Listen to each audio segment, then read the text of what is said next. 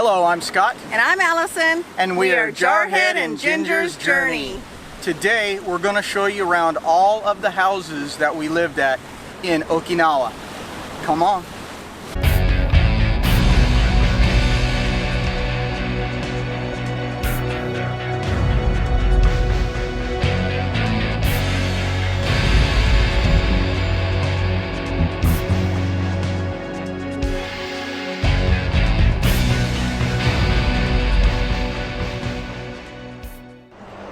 This is the first place that I stayed in Okinawa when I came in '94. I had to stay in this barracks on Futema, barracks 415, for a few months until Allison and the kids were actually able to catch up to me here. Here we are at the first house that we both lived at together in Okinawa. It's right behind us. It's in the middle of this building here. Apartment B was the one we were in. The things I remember most about this house was my daughter Amanda took her first steps here on the Marine Corps birthday. And this is the first place where I actually saw a banana tree for the first time, right over here to my left. What I remember about this house is the day I got here and walking in and thinking, oh Lord, what did I do? What did I do? The kids and I weren't even supposed to be here. He was on an unaccompanied tour, but we went ahead and paid our own way over. We didn't get housing allowance, so we rented this place for $500 a month, I think. It was only 2 bedrooms. It was me and Scott and 3 kids. 3 kids. Yeah, because Amanda was a baby here. It has a beautiful view, nice ocean view, but it was just really tiny, and we had to eat a lot of rice because he was only a corporal then? Yeah, E4. Yeah, so we E4, were my unaccompanied, a wife, 3 kids. It was pretty rough, tight but budget. we made it work. She told you about the view that we had. We're going to take you around to the front side and we'll show you that view here in a minute. So stay tuned. The middle apartment that you see across the street was ours. Somebody is living in there now, so we can't show it to you, but we lived right on top of a garage. We're going to spin you around now and show you what the view was like from that apartment over there on the balcony.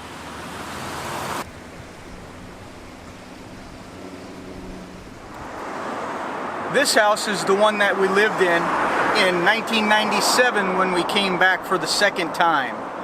We actually drove from the Eagle Lodge, where we were staying for temporary lodging, to this house. We did a video on the temporary lodging, the Eagle Lodge. If you want to see that one, check it out in the corner over there. We lived here from July 1997 for about a year until we moved on base.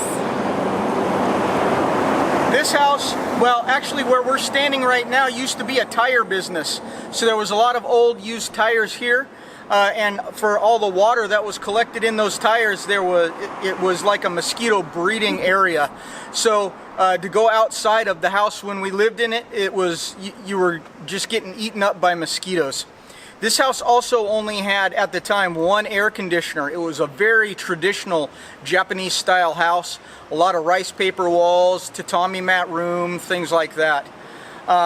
We would stay up at the very top. You can see right up here.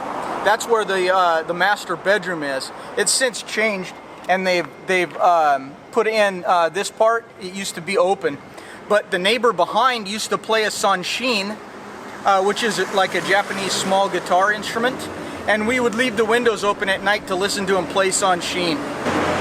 One of my best memories in this house is we came over with an Akita, and she ended up getting pregnant on the way over when she was staying at my friend's house, Donna's. Her dog tore through a door to get to her. So Raider was her name, and she had 11 puppies during Typhoon Tina in this house. 11 puppies. Wow. Another thing I remember is this is the first house where we, together as a family, actually purchased our first computer when we lived here. We had our first internet set up, and all that stuff was right here in this house. Also, I learned about huntsman spiders in this house. If you don't know what a huntsman spider is, after you get done watching this, go Google huntsman spider. This thing was as big as my hand. If I see you guys on the road, ask me about the huntsman and I'll tell you a good story. Don't ask, don't ask. If you couldn't tell by the road noise, we are right on a road. We are on 329 between 74 And 85. and 85. So if you want to look it up on Google Maps, that you'll know about where we are. Also, if you look behind me here, on the right on the pillar, and then at the back side of the or at the top of the roof of the entrance, you'll see Shisa. We also discussed those in a video that we did down on Kokusai Street a long time ago. We'll also link that video up above. This next house that we lived in actually isn't there anymore.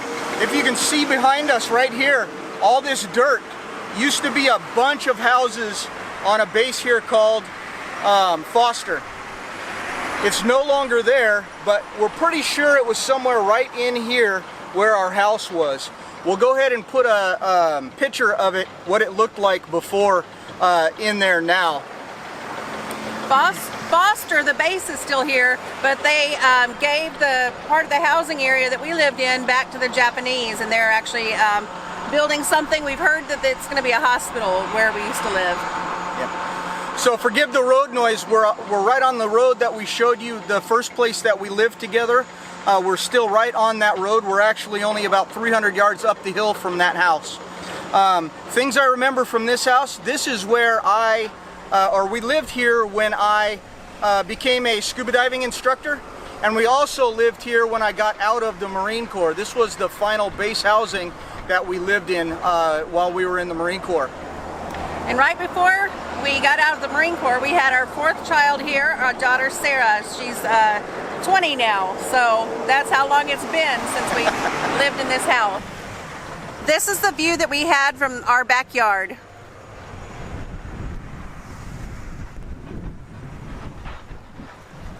And there's the construction of the new hospital, or whatever it's going to be.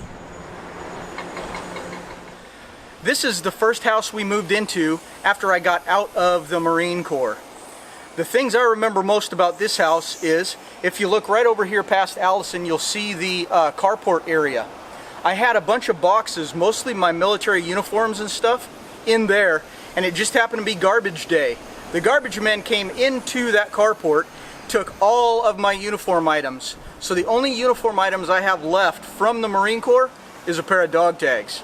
The reason that the stuff was in the garage is because we had just moved in. We were in organizing boxes, and they came and wiped everything out of the garage. It's crazy.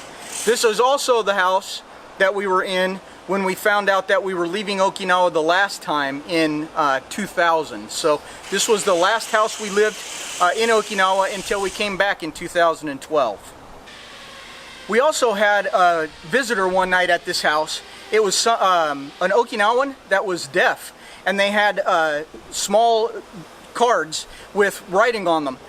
He was selling paintings, and we actually used some of our rent money and bought a painting from them. If you see us on the road, come and check us out in our RV. You may be able to see that painting. We still have it, and it's on its way back to the US right now. This is also the last house in Okinawa that we lived in with all four of our kids. When we came back to Okinawa this time, we came back with only one kid. And now we're leaving with, we got rid of them all. Except for her dog. Yes.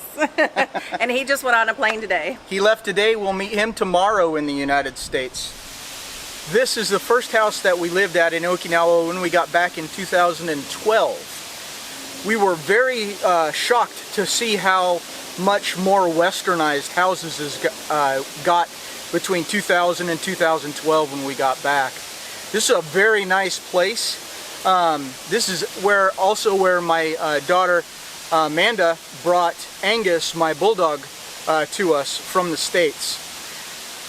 When we got back, like he said, we were so surprised at how Americanized the housing had become. This house had 3 bedrooms, 2.5 bathrooms.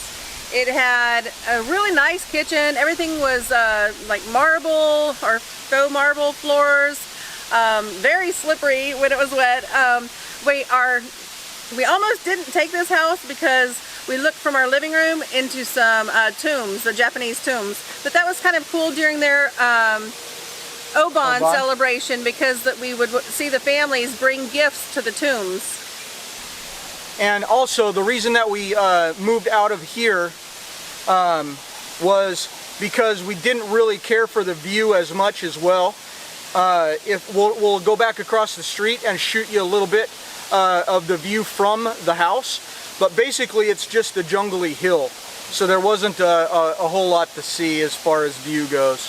One of the best things though was sitting out and watching the fruit bats. Because of the big hill, we would see a lot of the giant bats. Giant bats, like flying fox bats. Yes. They're really awesome. This is the view that we just told you about. It's a lot more overgrown. It's been about 4 or 5 years since we lived here. Actually 6 probably. But that's where the families would go. They'd come and clean up the tombs and then go celebrate with their ancestors during Oban.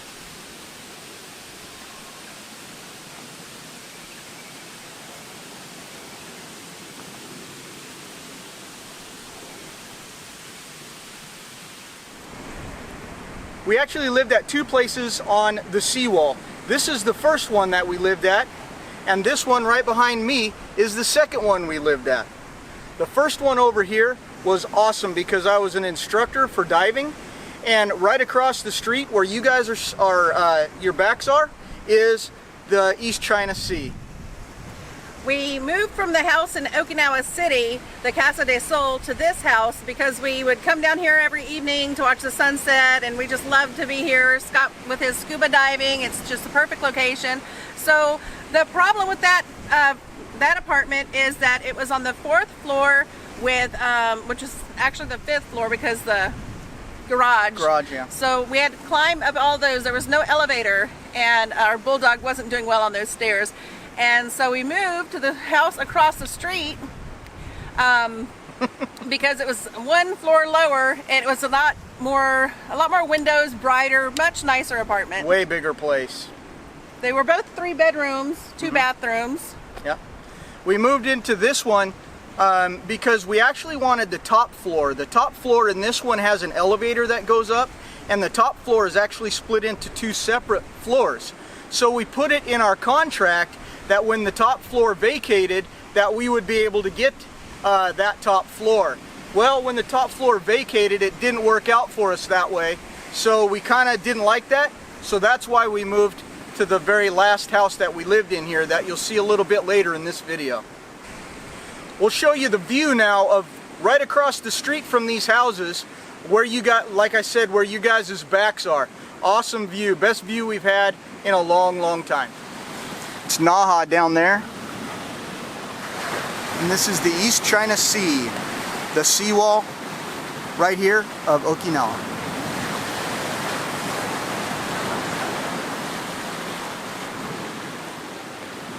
I used to take all of my open water divers here, and or open water students when they were becoming divers.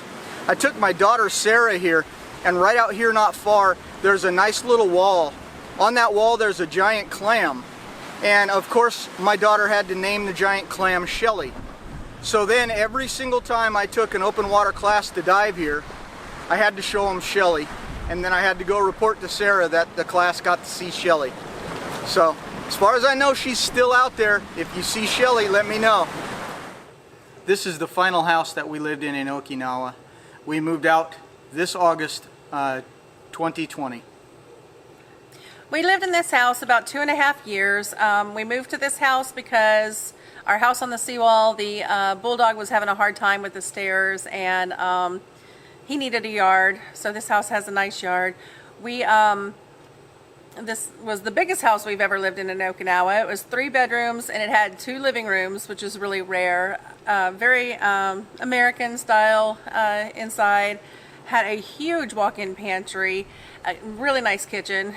The view is amazing. We'll show you that in a bit. Sarah graduated while we lived in this house, and we became empty nesters.